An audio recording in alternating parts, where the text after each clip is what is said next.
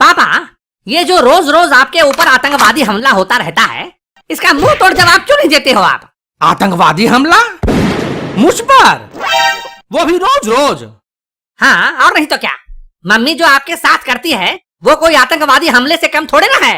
अरे बेटा क्या बताऊं, लंबी कहानी है। अरे पापा, जितनी भी लंबी कहानी है आज सुना डालो, मैं सुनूंगा। पहले तो वो प्यार प्यार से लड़ती थी। आहा, फिर तो ये बहुत मजा वाली बात होगी। हाँ, मजे की बात तो थी, बिल्कुल थी। फिर वो बर्तन फेंक फेंक कर लड़ने लगी। अरे रे रे रे रे रे, फिर तो ये बहुत सजा वाली बात हो गई पापा।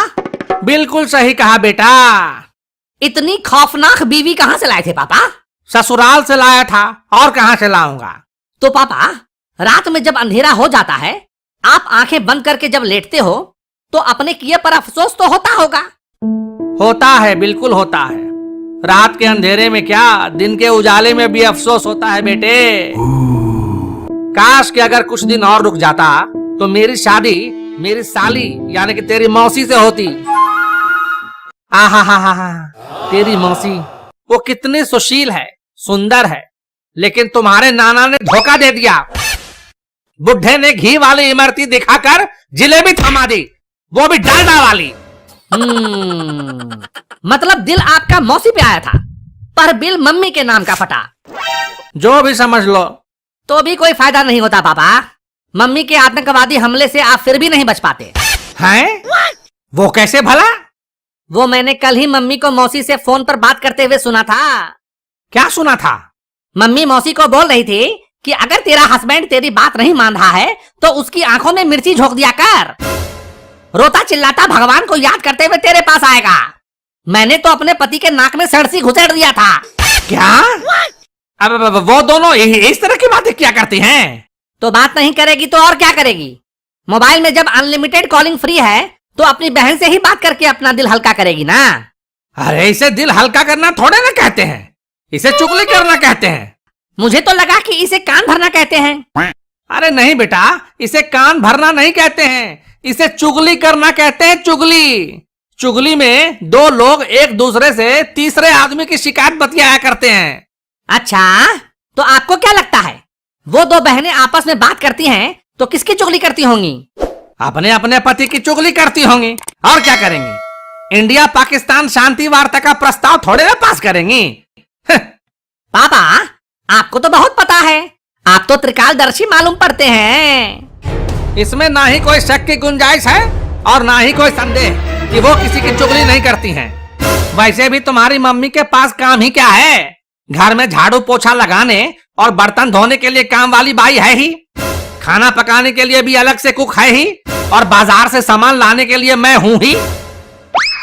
सारा दिन ऑफिस में मजदूरी करो और छुट्टी वाले दिन में घर पे गधा बन के रह गया हूं मैं, गधा। और तेरी मम्मी, उसको तो ऐश ही ऐश है, बस सारा दिन खाना ठूसती रहती है और सोफे पे पसर के टीवी पर सास बहू के सीरियल्स देखती रहती है। पापा, आपको ऐसा नहीं बोलना चाहिए। अरे बोलने दे, आज दिल की भड़ास निकलने दे। तुझे क्या पता, तू तो स्कूल चला जाता है। इधर जब कभी घर में काम वाली बाई नहीं आती, छुट्टी कर लेती है, तो तेरी माँ मुझसे ही घर का सारा काम करवाती है। साला शादी से पहले शेर था मैं, शेर। अब कुत्ता बन के रह गया हूँ, कुत्ता कुत्ता कुत्ता कुत्ता। अरे पापा, आप मुझे कंफ्यूजियाओ मत। आप पहले नक्की करो, आप गधा हो, शेर हो या कुत्ता? क्या? अब मेरा मतलब है कि ये तो अच्छी बात है ना पापा, आपको कोई फर्क नहीं पड़ा। आप पहले भी जानवर थे, अभी भी जानवर हैं। अरे कभी कभी तो जी में आता है कि तेरी मम्मी की चुटिया पकड़कर खूब धुलाई करो उसकी, और उसके बाप का टेटुआ दबा दो, टेटुआ।